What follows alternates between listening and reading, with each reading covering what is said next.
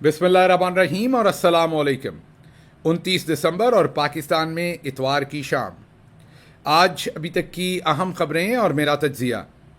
सबसे पहली खबर आपके सामने आर्मी चीफ का वो बयान रखेंगे जो शायद दिया तो चंद दिन पहले या चंद अरसा पहले गया, लेकिन फैलाया आज जा रहा है सोशल मीडिया पर, और जिसकी बहुत सारी रेमिफिकेशंस हो सकती हैं। बयान ये है कि आर्मी चीफ का शायद किसी स्टूडेंट कन्वेंशन में ये कहना था कि एक पाकिस्तानी की ज़िंदगी उनके लिए पूरे अफ़गानिस्तान से ज़्यादा कीमती है। कहने को अमूमी तौर पर तो ये बयान ऐसे ही बनता है किसी भी शख्स का अपने कंट्रीमैन के बारे में देना,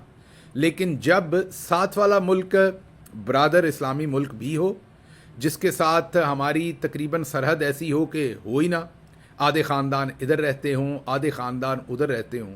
बहुत सारे ऐसे पाकिस्तानी हैं जिनके घर जो हैं वो आधे इधर हैं और आधे उधर हैं, और ऐसे हालात में एक ऐसे मुल्क के बारे में ये स्टेटमेंट देना शायद बहुत दुरुस्त या कोई बहुत ही बेहतर हिकमत अमली नहीं है। इसकी रेमिफिकेशंस जो हैं वो डीप डाउन बहुत सारी जगहों के ऊपर नई फॉल्ट लाइंस जो हैं वो क्रिएट कर देंगी। मसलन अगर अमरीकी सदर ये बयान कनाडा के सिटीजन्स के बारे में दे तो ये बहुत ही बुरा समझा जाएगा। इसी तरीके से अमरीकी सदर अगर ऐसा ही बयान हिंदुस्तान के शहरियों के लिए भी दे तो तब भी बुरा ही समझा जाएगा, और अमरीकी सदर अगर ऐसा ही बयान पाकिस्तानियों के लिए दे तो तब भी बुरा ही समझा जाएगा, क्योंकि जानों की जो कीमत होती है वो हर शहरी की उतनी ही होती है या हर मुल्क के सिटीजन्स की उतनी ही होती है। हाँ, ये अलग बात है कि हमें अपने मुल्क के शहरियों की ज़िंदगी और उनकी हिफाजत सबसे हमारा अव्वलीन फ़र्ज़ है, लेकिन उसके साथ साथ यही बात मुस्बत तरीके से भी कही जा सकती है। इस बात को इस तरीके से कहना कि दूसरे जो हैं वो कमतर हैं, हम ज़्यादा अच्छे हैं, तो इससे फॉल्ट लाइंस मज़ीद जनरेट होंगी, और इससे ये भी समझ आता है कि हाल ही में जो एस्केलेशन हो रही है अफ़गानिस्तान के बॉर्डर पर अफ़गानिस्तान के साथ, इससे वाज़े हो रहा है कि हमारी ओवरऑल पॉलिसी क्या है और हम किन पैराए में सोच रहे हैं। इससे पहले भी हम जितना नुकसान वहाँ पर उस इलाके में उठा चुके हैं, और उस इलाके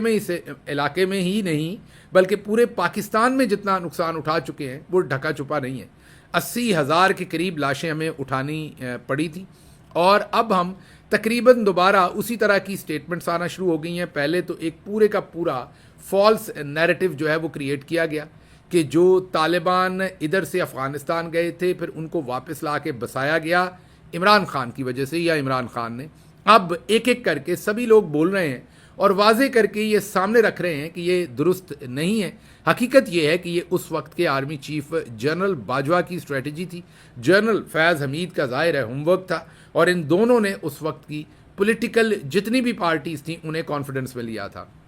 आज शेरी मज़ारी साहबा ने भी ये बताया है कि जब ये मुज़ाकरात शुरू हुए थे तो इस शर्त पर हुए थे कि मुज़ाकरात करेगी फ़ौजी क़यादत जो है, लेकिन जो हतमी अप्रूवल होगी कि लोगों को इधर लाकर बसाना है और किस तरीके से बसाना है, उसकी अप्रूवल जो है वो मुंतखब नुमाइंदों से ली जाएगी, मतलब पॉलिटिशियन से ली जाएगी।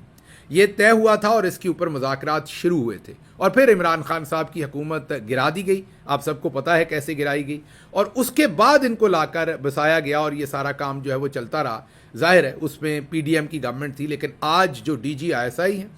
और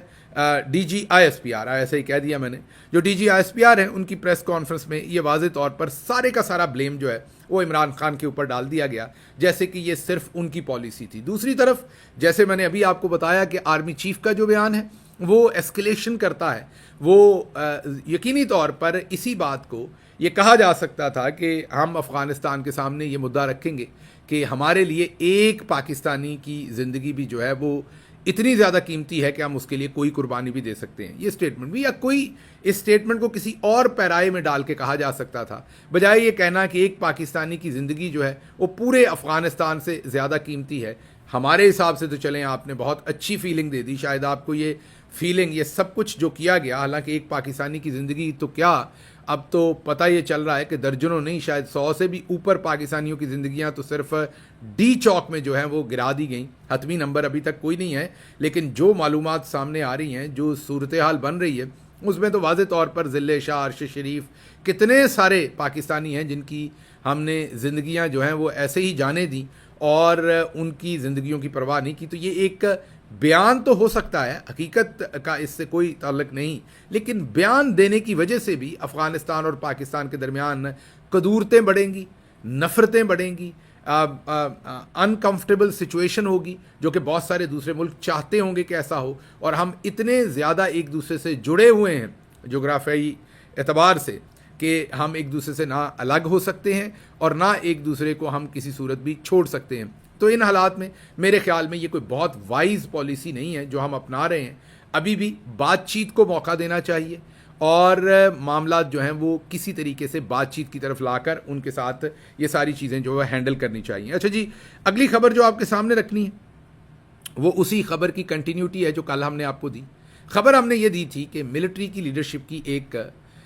میٹنگ ہوئی جس کے اندر ان کے سامنے ایک سروے رکھا گیا جس میں یہ بتایا گیا کہ جو پاکستان کی پڑھی لکھی مڈل کلاس ہے وہ آپ سے بہت دور جا چکی ہے، ان کو اب آپ سے بہت گلے ہیں، وہ آپ کو کائنڈ آف ڈسون کر چکے ہیں، وہ کائنڈ آف متنفر ہو چکے ہیں، اور انہیں لگتا ہے کہ آپ نے ان پر بہت ظلم کیا ہے اور آپ کی اپروول ریٹنگ آلموسٹ وہاں پر بالکل نیچے چلی گئی ہے۔ ان حالات کو دیکھتے ہوئے فیصلہ یہ کیا گیا کہ ان کو کسی طریقے سے، میں نے آپ کو بتایا تھا کہ میٹنگ میں کچھ لوگوں نے تو کہا کہ اب یہ جو ہو گیا ہے بس آپ اپنا کام جاری رکھیں، یہ جو سوچتے ہیں ان کو سوچنے دیں۔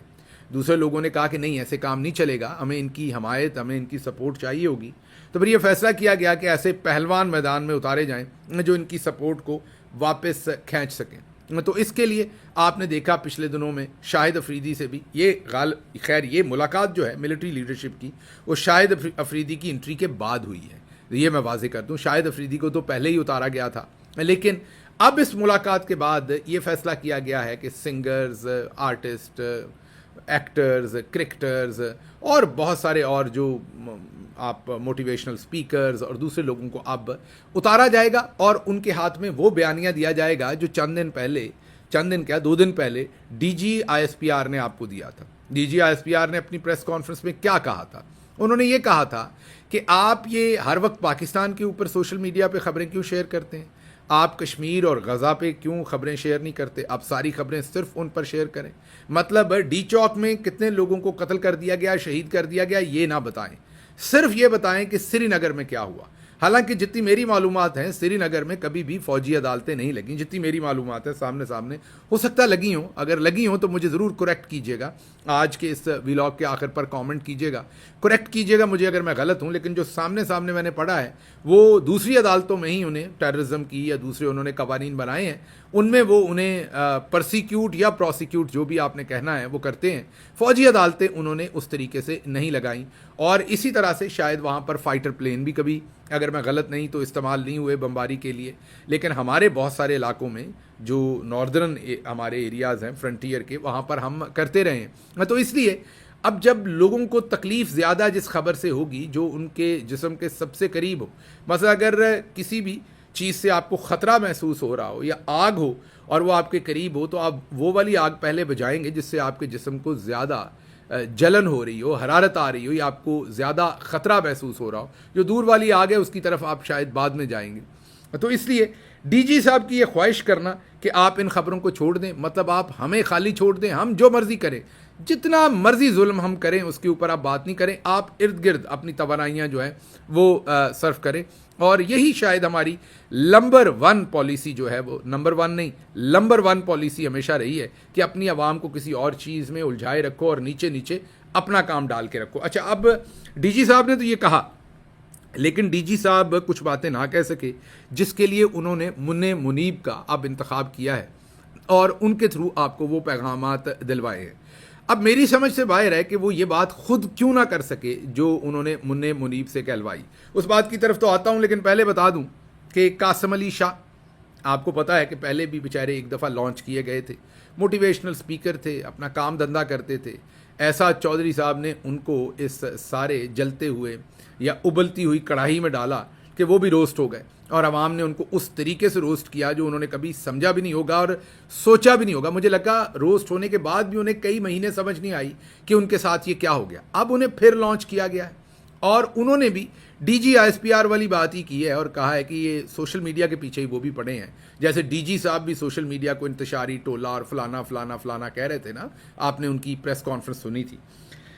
تو یہ جو صاحب ہیں انہوں نے بھی اب دوبارہ سے وہی بات کہی ہے اور کہا یہ کہ میں کسی کے ساتھ بیٹھا ہوا تھا، مطلب خود سے کہانی گھڑی ہے انہوں نے کس کے ساتھ وہ بیٹھے ہوئے تھے، خود سے بس بات سے بات بنانے کے لیے انہوں نے کہانی گھڑی کہ میں نے کسی کو کہا کہ ایسا یوٹیوب چینل سبسکرائب نہیں کرو جو تمہیں نا امیدی دیتا ہو، جو تمہیں پاکستان کے برے حالات بتاتا ہو، تم ایسا یوٹیوب چینل سبسکرائب کرو جو امید کی بات کرتا ہو۔ آپ دوسرے لفظوں میں بھنگ کیوں نہیں پلانا شروع کر دیتے پوری قوم کو؟ بھنگ پی کے نا بندہ تھوڑا خوش ہو جاتا ہے، مطلب وہ لائٹر ہو جاتا ہے۔ ہم گاؤں میں یہی دیکھتے رہے ہیں کہ میلوں ٹھیلوں پر لوگ بھنگ پیتے تھے اور اس کے بعد جھومتے تھے، ناچتے تھے، انہیں کوئی پرواہ نہیں ہوتی تھی، انہیں کوئی دیکھ رہا ہے۔ تو جو قاسم علی شاہ، میں قائم علی شاہ کئی دفعہ کہہ دینے لگتا ہوں، انہیں معذرت ہے لیکن پرسنالٹی خاصی ملتی ہے ماشاءاللہ۔ تو جو قاسم علی شاہ صاحب ہیں، انہوں نے سلیم صافی صاحب ماشاءاللہ جگہ بھی کیا چنی ہے، چودھری صاحب نے، D G I S P R صاحب نے قاسم علی شاہ صاحب کو لانچ کرنے کی، کہ انہوں نے لانچ بھی انہیں سلیم صافی کے پروگرام پہ کیا ہے، جن کی اب خود لانچ ہونا باقی ہے۔ مطلب وہ ایسے ہیں جو ادھر ہی پھٹ گئے تھے جدھر وہ تھے بیچارے اپنی نفرت میں، اب ان کو کوئی خود لانچ کرے تب جا کے کوئی ان کی بات سنے، ان کی تو کوئی بات نہیں سنتا۔ تو وہ لانچ کر رہے ہیں قاسم علی شاہ کو، حالانکہ ان دونوں کو ہی لانچ کرنے کی ضرورت ہے، اب کوئی اور تیسرا ڈھونڈیں جو ان دونوں کو لانچ کرے۔ بہرحال وہاں پر انہوں نے یہ کہا کہ جی امید، اب بتائیے جب ڈی چوک میں لاشیں گری ہوں، یہ ایسے ہی ہے جیسے آپ کسی کے گھر جائیں، وہاں پر کسی کی والدہ کا تازہ انتقال ہوا ہو اور وہ شخص افسردہ بیٹھا ہو، اور افسردہ بیٹھے ہوئے وہ ماں کے نام پر کوئی غمگین گانا سن رہا ہو، کوئی شاعری سن رہا ہو جو ماں کے لیے غمگین لکھی گئی ہو، اور آپ کہیں کہ نہیں آپ ایسا کریں، آپ اس کو کریں بند، اور آپ مائیکل جیکسن کا یہ والا گانا لگائیں اور اس پر ناچیں، بڑا زبردست ہوگا۔ تو قاسم علی شاہ صاحب، میں آپ کو تو نہیں کہتا، آپ تو بڑے معتبر ہیں، محترم ہیں، لیکن یقین کیجئے وہ جو بندہ کہے گا نا، پنڈ والے چھتر لا لیں گے اور اس کو ماریں گے اتنے کہ گنیں گے نہیں، اس کو کہیں گے یار موقع دیکھو، حالات دیکھو، اور تم کون سی باتیں کرتے ہو۔ تو حضور یہاں امید کی بات آپ کیا لے آئے ہیں؟ یہاں تو لاشیں نہیں مل رہی، لوگوں کو لاشیں دے دیں پوری، تاکہ ان لاشوں کو وہ دفنا لیں، پرسا کر لیں، غم کو پروسیس کر لیں۔ جیسے کل آپ نے راشد شہید کی آپ نے لاش دی ہے، اس سے پہلے ملک ادریس شہید کو دفن کیا، اس سے پہلے 12 لوگوں کو دفن کیا ہے۔ تو اب یہ جو پروسیس ہے، یہ مہربانی کر کے آپ، یہ جو 13-14 لاشیں تو مل گئی ہیں، جو باقی رہتی لاشیں ہیں جو کہ ان سے کہیں زیادہ تعداد میں ہیں، وہ آپ دے دیجیے، تاکہ لوگ اپنے غم کو پروسیس کر لیں، اور پھر جب وہ غم کے اس فیز میں سے نکل آئیں گے تو وہ امید کی طرف بھی چل پڑیں گے۔ تو آپ بالکل درمیان میں امید نہ بیچیں، بالکل اسی طرح سے جیسے جتنے بھی لوگوں کے پیارے مسنگ ہیں یا شہید ہو گئے ہیں اور وہ ایف آئی آر کروانا چاہتے تھے، ہمارے پاس اطلاعات ابھی ہیں اور ہم کام کر رہے ہیں، کوشش کریں گے وہ نام سامنے لے کے آئیں۔ ان میں سے میجورٹی کے لواحقین کو انٹیلیجنس ایجنسیز نے اغوا کیا،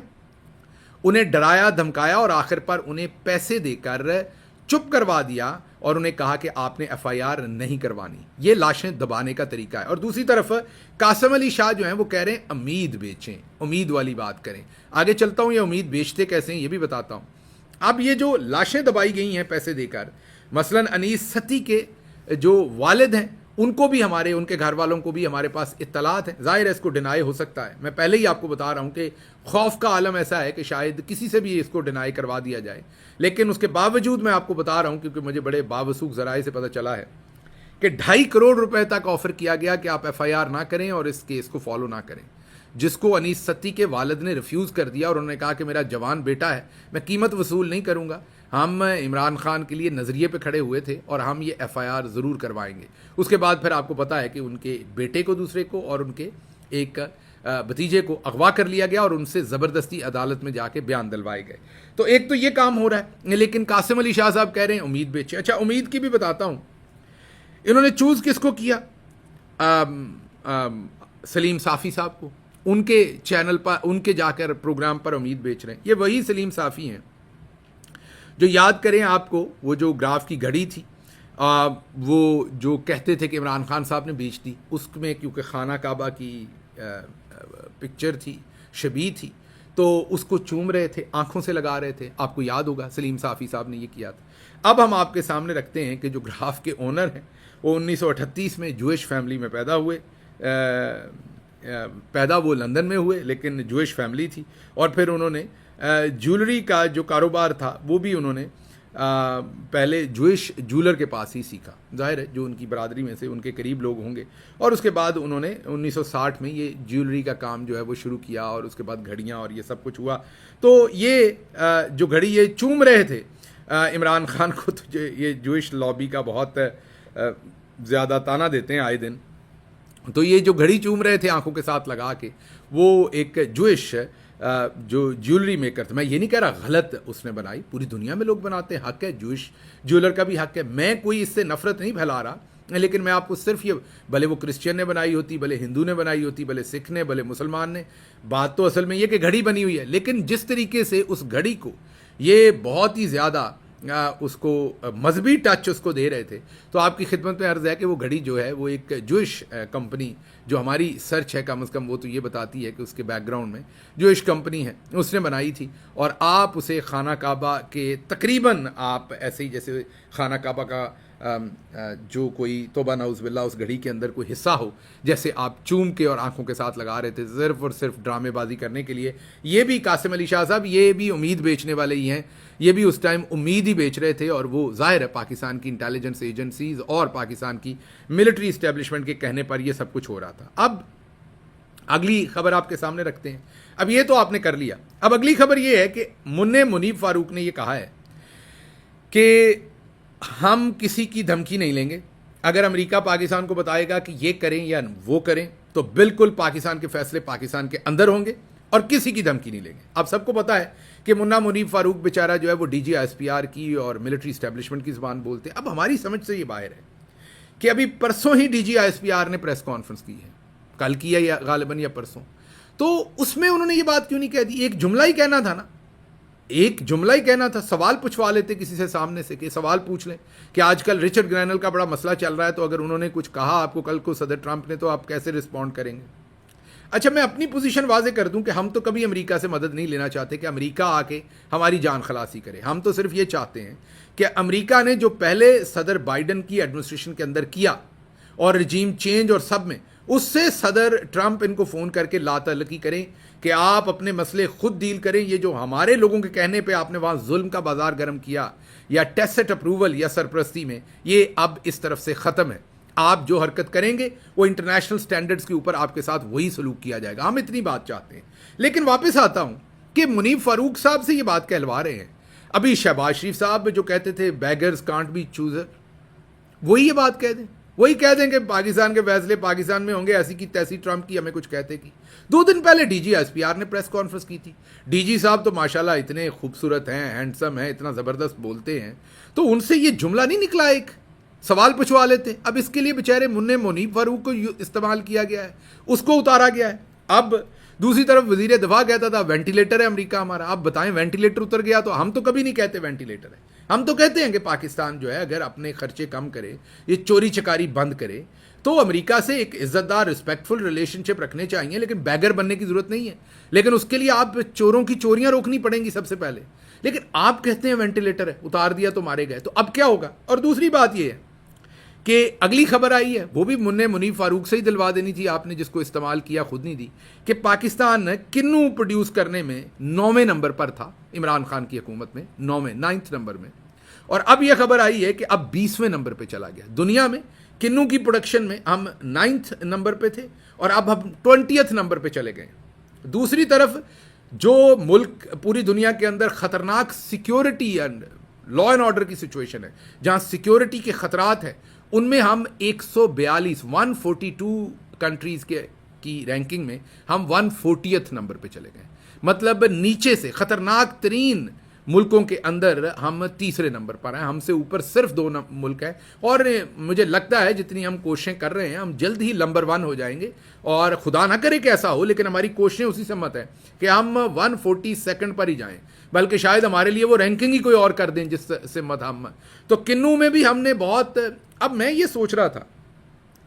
کہ یہ سیکیورٹی کی رینکنگ اتنی نیچے کیوں چلے گی. پھر مجھے میرے ایک دوست نے کہا کہ کیونکہ اب کل پرسوں ہی D G S P R صاحب نے بتایا کہ اتنے ایکڑ جو ہے وہ ہم نے بنجر زمین آباد کر دی ہے ملٹری نے. تو جو لوگ گاؤں کے ان کو پتہ ہے کہ جو زمین آباد کرنی نا بڑی مشکل ہوتی ہے، اس میں ہل چلانا پڑتا ہے، مٹی ادھر سے ادھر کرنی پڑتی ہے، مٹی کھودنی پڑتی ہے، اس کے اندر پانی لگانا پڑتا ہے، اور پانی جو ہے وہ یہ نہیں ہوتا دوپہر کو لگانا ہے، پانی عمومی طور پر صبح صبح لگایا جاتا ہے، اس کا اثر زیادہ ہوتا ہے، اور پھر گاؤں میں جو نہری نظام ہے جہاں پر وہاں تو جس ٹائم آپ کی باری ہو اسی ٹائم لگانا ہے۔ تو میں سوچ رہا تھا کہ ہمارے بہت سارے، کیونکہ اب ملٹری کر رہی ہے یہ کام، تو ہمارے بہت سارے میجرز کرنلز بہت سارے جو ہیں ان کو تو اس کام پہ لگا دیا ہوگا کہ آپ دیکھیں پانی ٹھیک لگا ہے کہ نہیں، آپ کھیتی باڑی ٹھیک ہو رہی ہے کہ نہیں۔ یہ بنجر زمین ایسے کوئی ایسے چٹکی بجانے سے تو نہیں ہو گئی نا، محنت کرنی پڑی ہوگی اس کے اوپر، افراد جو لوگوں کو لگایا ہوگا، مین پاور لگی ہوگی۔ تو کہیں یہ ہم جو 140th نمبر پہ چلے گئے ہیں دنیا میں، 142 کنٹریز میں سے 140ویں نمبر پر چلے گئے ہیں، نیچے چلے گئے سیکیورٹی میں، اس کی وجہ یہ تو نہیں کہ ہماری تمام توجہ جو ہے وہ اس طرف آ گئی کہ ہم نے زمینیں آباد کرنی ہے اور پانی لگانے ہیں اور